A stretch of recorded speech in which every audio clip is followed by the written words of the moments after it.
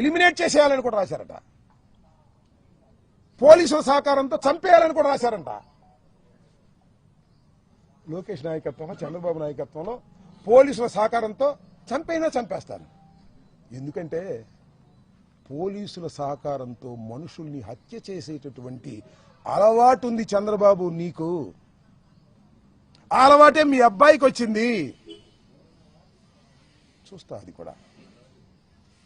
ఈ వైఎస్ఆర్ కాంగ్రెస్ పార్టీలో జగన్మోహన్ రెడ్డి గారి వెంట ఉండి నేను మాటకి చీటికి మాటకి పార్టీలు మార్చిన వాడిని కాదు. ఆ రోజున కాంగ్రెస్ లో డాక్టర్ వైఎస్ రాజశేఖర రెడ్డి వెంట ఉన్నాను. రాజశేఖర రెడ్డి గారు మరణించిన తర్వాత జగన్మోహన్ రెడ్డి వెంట నడుస్తున్నాను. చీటికి మాటికి పార్టీలు మార్చి అధికారం ఎక్కడుంటే అక్కడ తాపత్రయపడేటటువంటి వ్యక్తిని కాదు. కష్టాన్ని నష్టాన్ని భరించగలిగినటువంటి వ్యక్తిని.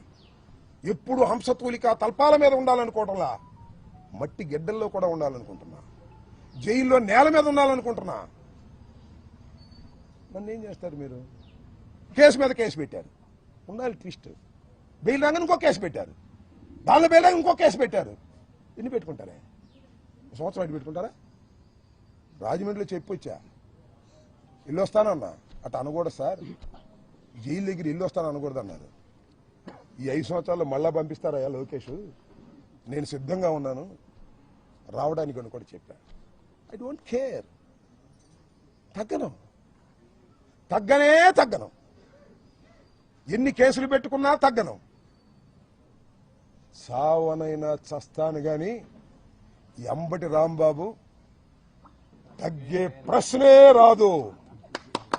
చంపితే చస్తా, బ్రతికుంటే సాధిస్తా, చంపేస్తే సమాధి సాధిస్తా. చంద్రబాబు గుర్తుపెట్టుకో. భయపడే ప్రశ్న ఉద్భవించదని కూడా ఈ సందర్భంగా నేను చెప్పదలుచుకున్నా. ఎంత దారుణమండి, ఎంత అన్యాయం అండి. ఎవరండి వీళ్ళందరూ? నాకు అర్థం కాదు. నల్లపాడి సిఐ లేదు, పట్టాపురం సిఐ, ఇద్దరు పర్యవేక్షణలో. ఇక్కడ ఒక్క విషయాన్ని నేను మీకు చెప్పదలుచుకున్నా ఈ సందర్భంగా. అది కూడా నేనన్న మాటలు కాదు. మొన్న తిరుపతిలో ఒక సమావేశం జరిగింది. ఏం సమావేశం అది? పద్మ వికాసం అంటే బీజేపీ వాళ్ళ మీటింగ్. దానిలో బీజేపీ ఎమ్మెల్యే గారు ఆదినారాయణ రెడ్డి గారు పాల్గొన్నాడు. మీరు చూసే ఉంటారు పత్రికల్లో. ఆదినారాయణ రెడ్డి గారిని కాళహస్తి ఆనంద్ అడిగాడంట, ఎలా ఉందండి ఈ ప్రభుత్వం అని. అప్పుడు ఆయన ఏం చెప్పాడంటే, ఆయన చెప్పిన మాటలే నేను చెప్పిన మాటలు కదా సుమా.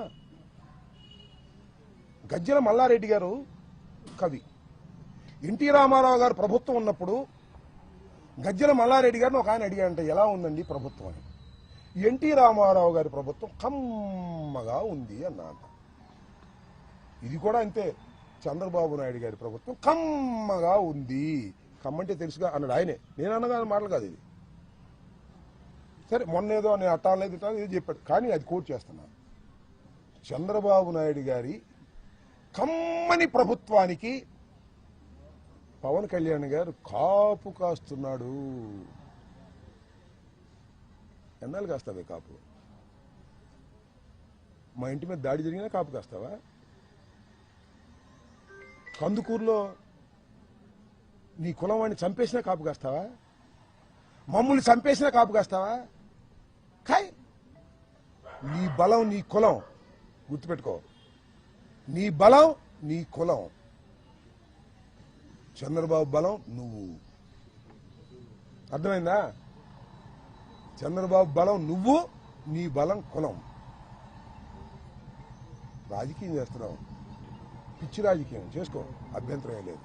కానీ మమ్మల్ని చంపేసినా కూడా నువ్వు కాపు కాస్తానంటే ప్రజలు ఒప్పుకోరనేది కూడా ఈ సందర్భంగా గుర్తు చేస్తున్నా. Time will come. పరిస్థితులు వస్తాయి. 20 మాసాలు అయిపోయింది ఈ ప్రభుత్వానికి. నేనేమి విధ్వంసకారుని కాదు. నా మీదకి వచ్చారే వందనాదేవి గారు, చూశారుగా ఏం తిట్టిందో. ఒక మహిళ, ఆమెది కూడా సత్యనపల్లి, అబ్బూరు మళ్ళీ కూడా సత్యనపల్లి మంత్రిగా చేశా. ఇప్పుడైనా హింస చేశానా నేను? ఎవరి మీద తప్పుడు కేసులు పెట్టానా నేను? ఎవరి మీద రౌడీజం చేశానా? నేను పవర్ ఉందే, నాకు ఎమ్మెల్యేగా ఉన్నాను, మంత్రిగా ఉన్నాను, పోలీస్ వ్యవస్థ నా దగ్గర ఉంది. ఎప్పుడేం చేశానా? లేదు కమ్మాస్ మీద ఎప్పుడన్నా దౌర్జన్యం చేశానా?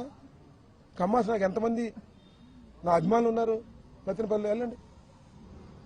వందనాదేవి గారు అంటుందమ్మా, ఏం తిడుతుందయ్యా బాబు. తల్లి వందనాదేవి, తల్లి నీకు వందనమమ్మా, ఎంత బ్రహ్మాండంగా తిట్టావు తల్లి, అందరూ చూశారు సోషల్ మీడియాలో అంటుంది. ఇంకొక మహాతల్లి మైకి దగ్గర మాత్రమే హోంమంత్రి అంబటి రాంబాబు గారిని ఎవరు అన్నారో చూపించండి, వాళ్ళ మీద యాక్షన్ తీసుకుంటామని. ఏం చూపించాలి ఇంకా నా బొంద. వందనాదేవి ఆ తల్లికి వందనం చేసిందిగా, పచ్చి బూతులు. ఒక మహిళ తిట్టకూడదని బూతులు తిడితే దాని మీద యాక్షన్ తీసుకోరా? నా ఇల్లు తగలేస్తే దాని మీద యాక్షన్ తీసుకోరా? నా కారులు తగలేస్తే దాని మీద యాక్షన్ తీసుకోరా? నా భార్య బిడ్డను తరిమి కొడితే దాని మీద యాక్షన్ తీసుకోరా? కేసు కట్టరా? వాళ్ళని వదిలేస్తారు. నేను పొరపాటుని అని క్షమాపణ చెబితే నన్ను అరెస్ట్ చేసి లోపల పెడతారు. ఎక్కడుంది ప్రజాస్వామ్యం? కలకాలం ఇలాగే ఉంటుందా? అందరూ మీ ఆఫీసర్లే, మీ ఆఫీసర్ ఇష్టం వచ్చి రాస్తారు. ఎస్పీ వస్తే రానియరు, పోలీసులు కాపలా కాస్తారు, ఇల్లు పగల కొడతారు. ఏంటి అన్యాయం? ధర్మమేనా అని అడుగుతాను. సరే, పవన్ కళ్యాణ్ గారి ధర్మమే అన్నాడు, అలాగే నాగేంద్రబాబు గారి ధర్మమే అన్నాడు. మీకు ధన్యవాదాలు.